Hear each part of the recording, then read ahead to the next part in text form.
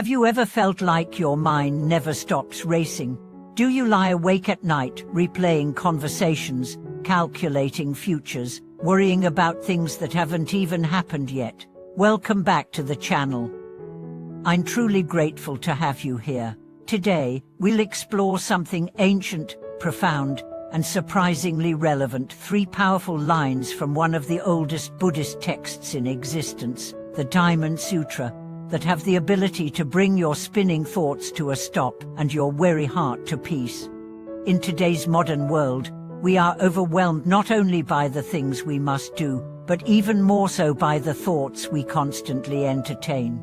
We are not just physically busy, we are mentally exhausted. Information never stops.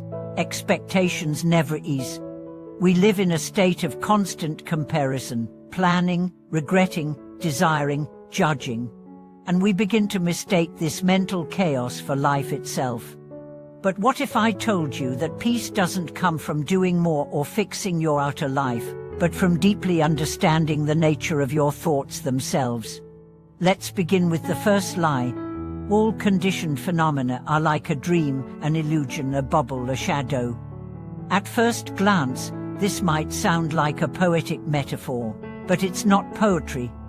It's pointing to the very essence of how suffering arises. Conditioned phenomena means all experiences that arise due to causes your thoughts, emotions, perceptions, relationships, achievements, even your identity.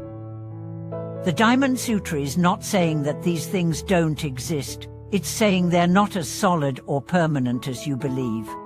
Just like a dream, your emotions seem real in the moment you cry, laugh, tremble, but when you wake up, it all disappears. That doesn't mean the dream was meaningless. It means it was impermanent. It means it didn't need to be held on to. Most of your suffering comes not from the event itself, but from your mental grasping of it. You hold on to insults from 10 years ago. You hold on to what someone might think of you tomorrow. But if you see all conditioned experiences as passing, like a cloud in the sky, you loosen your grip. And in loosening, you begin to breathe again. Let me share the story of a man named Diego. Diego was a young entrepreneur who built his company from nothing. For years, his identity was tied to success. His schedule, status, and sense of self-worth were all built around one thing: being seen as important. But when his startup failed during a financial crisis, his world collapsed. Not just his income, his identity. "I felt like I disappeared," he said. Then, during a retreat in Nepal, he heard this line from the Diamond Sutra. At first, he dismissed it. It sounds like spiritual fluff, he thought. But one night, after a long meditation, something clicked. He looked at the moon over the mountains and whispered to himself, "Everything I'm grieving was just a shadow. Not fake, but not permanent." That realization didn't take away his sadness, but it took away the weight of it. He no longer clung to the identity of failure. He saw the experience as part of a larger unfolding. He learned to move forward without carrying the past like a chain around his neck. This is the power of seeing through the illusion, not as denial, but as liberation. And now, let's look at the second sentence. Thus should one view all conditioned things. The Diamond Sutra doesn't just describe the nature of reality, it instructs you on how to see, not how to achieve, not how to control, but how to perceive. Because your perception determines your reality. And if your lens is dirty, fogged by ego, fear, or attachment, then your whole world appears distorted. When the sutra says, "Thus should one view," it is inviting you into a shift from grasping to seeing, from reacting to observing, from ego to awareness. There's a woman named Leora who practiced this daily. Every time she felt frustration, she would ask, "Am I seeing clearly, or am I caught in projection?" Her relationships transformed, arguments became shorter, resentments faded. Why? Because she no longer believed every thought was the truth. She understood thoughts are not facts, they're reactions. they're conditioned. And just like waves, they rise and fall. The wise don't chase waves, they learn to surf. This leads us to the third line, perhaps the most radical. If you see all forms as no form, then you truly see the Buddha. This is where the teaching moves beyond philosophy into awakening. To see form as no form means to recognize that behind every appearance, every emotion, every concept, everything, there is a deeper essence, one that cannot be defined or grasped. It means you stop attaching to names, roles, identities, even your idea of self. A monk named Kaitu once explained it this way: when I look at a tree, I don't just see wood and leaves. I see rain, soil, sunlight, time. The tree is not one thing. It is 1,000 things. And also, it is no thing. This doesn't mean nothing matters. It means everything is sacred, but nothing needs to be possessed. If you can see through from your body, your achievements, to your social identity, you begin to touch what's beyond form, the unnameable. The quiet presence that's always been there, watching, waiting, patient as the stars. That presence is peace. But how do you live this wisdom? How do you bring these 3 lines from the Diamond Sutra into your daily chaos, your inbox, your bills, your heartbreakers, your hopes? You begin by practicing non-grasping. You notice when you cling to outcomes, to opinions, to control. And instead of tightening, you loosen. You breathe. You say, this too is like a shadow. You practice seeing clearly. Not assuming, not projecting. You ask, what else could this be? And allow other perspectives to rise. You sit in silence, even for just 10 minutes a day, not to achieve anything, but to remember what you really are. And most of all, you become curious again. About your own mind, about your attachments, about what suffering is trying to teach you. The Diamond Sutra is not a book to be memorized. It's a mirror. It shows you where you're clinging. It shows you what you're chasing, and in that reflection, you're given a choice to keep running or to awaken. So ask yourself, what am I treating as permanent that is really just passing? What story about myself have I mistaken for truth? What thought, if I stopped believing it, would give me peace? You don't have to answer immediately. Just hold the question. Let it ripen. Let it become your companion. Because the answers aren't found in words. They're found in stillness, in presence, in the courage to stop performing and simply be.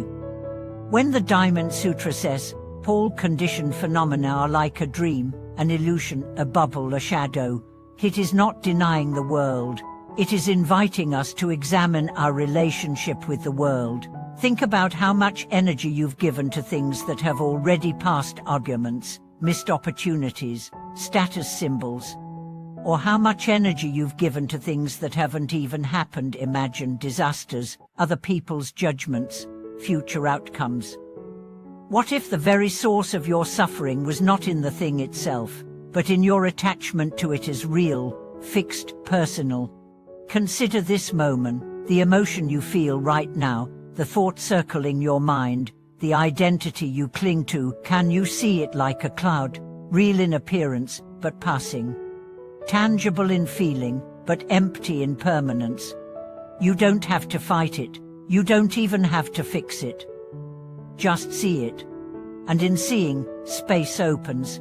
There's a young woman named Serena who practiced this teaching in the midst of grief. After losing her mother unexpectedly, she was swallowed by sorrow. But the grief was more than sadness. It became identity. It became the lens through which she viewed every experience. For months, she saw herself as the one who has lost. One day, while sitting in meditation, the phrase returned to her, like a dream, an illusion, a bubble. And in that quiet space, she didn't reject her pain, she just held it differently. She said aloud, "Even this grief is a wave." She cried, not with despair, but with release. To live this truth is not to become numb. It is to become alive in the now, free from the compulsion to drag every moment into the next, to resist the natural fading of all things. The second sentence, "Us should one view all conditioned things," becomes, in practice, an invitation to pause, to slow your reactions, to stop interpreting every experience as a confirmation or threat to your identity. When your partner forgets to call, when your boss criticizes you, when you lose an opportunity, can you resist the urge to collapse into the old narrative? I'm not enough. They don't love me. I always fail. And instead, can you say, this is a moment. This is a form. I will see it clearly, but not let it define me. This is what Leela did. Leela was a single mother working 2 jobs. Life was not easy. Every day felt like a mountain, but she kept a small notebook in her back, and whenever she felt overwhelmed, she would write, "This too is a wave." She didn't have time for long meditations or retreats, but those 5 words became her daily prayer. At the grocery line, when her child was crying. In traffic, when bills were overdue, when she felt unseen. This too is a wave. And because of that, she didn't drown. You see, wisdom is not found in escaping life. It's found in meeting life without clinging. And now, the third line. If you see all forms as no form, then you truly see. The Buddha asks us to look even more deeply. This line reveals the difference between spiritual practice and spiritual realization. It is possible to be spiritual and still suffer because you are spiritual in form. You do rituals, you say the right words, you seek growth. But realization is seeing through all that. Realization is the moment you look at yourself and say, I am not this role. I am not this thought. I am not even this personality. I am awareness. There's a retired army officer named Julian who discovered this in an unlikely place during a walk. He had practiced meditation for years, but always as effort. One day, while watching leaves fall, she had a moment of clarity. The leaf did not struggle to let go. The branch did not grieve the loss. There was just release, graceful, natural. And in that moment, he said, everything I've been trying to hold on to, my story, my pride and my regrets, they're just leaves. He didn't stop being Julian, but he stopped being only Julian. That shift is subtle, but it changes everything. Because once you recognize form as no form, you can meet life with presence and fluidity. You're not trapped in your identity. You're not offended by every change. You're not reactive to every wave. You become the ocean, not the storm. And how does this affect daily life? In every way. You begin to speak with more kindness because you know people are acting from their own illusions. You begin to live with more lightness because you know this moment will pass. You begin to choose with more clarity because you're not grasping at shadows. You start to rest, not just at night, but inside yourself. You allow silence. You stop trying to fill every gap with stimulation or distraction. And most of all, you begin to trust. Not because you believe everything will go your way, but because you finally realize you are not the wave. You are the sky. There's a powerful practice taught by sages throughout history, and it echoes the Diamond Sutra in essence. Whenever you feel disturbed, ask yourself, what am I making solid right now? That question will almost always lead to the root of your suffering. Are you making your reputation solid? Your plans, your fears, your shame, your success? All of it dream, illusion, bubble, shadow. It doesn't mean it doesn't matter. It means you can hold it lightly, like a child holding a balloon, not clutching it in fear, but enduring it while it floats. You are not here to conquer life. You are here to see through it, to dance with it, to awaken within it. So carry this teaching, not like a burden of perfection, but like a lantern in your pocket. Let it light your steps. Let it soften your grip. Let it remind you that beneath every storm, there is still sky. And every time your mind begins to spiral, every time your heart begins to tighten, whisper those words from 2,500 years ago, like a dream, like an illusion, like a bubble, like a shadow, and return, again and again, until the return becomes your way. Thank you for staying in this sacred reflection.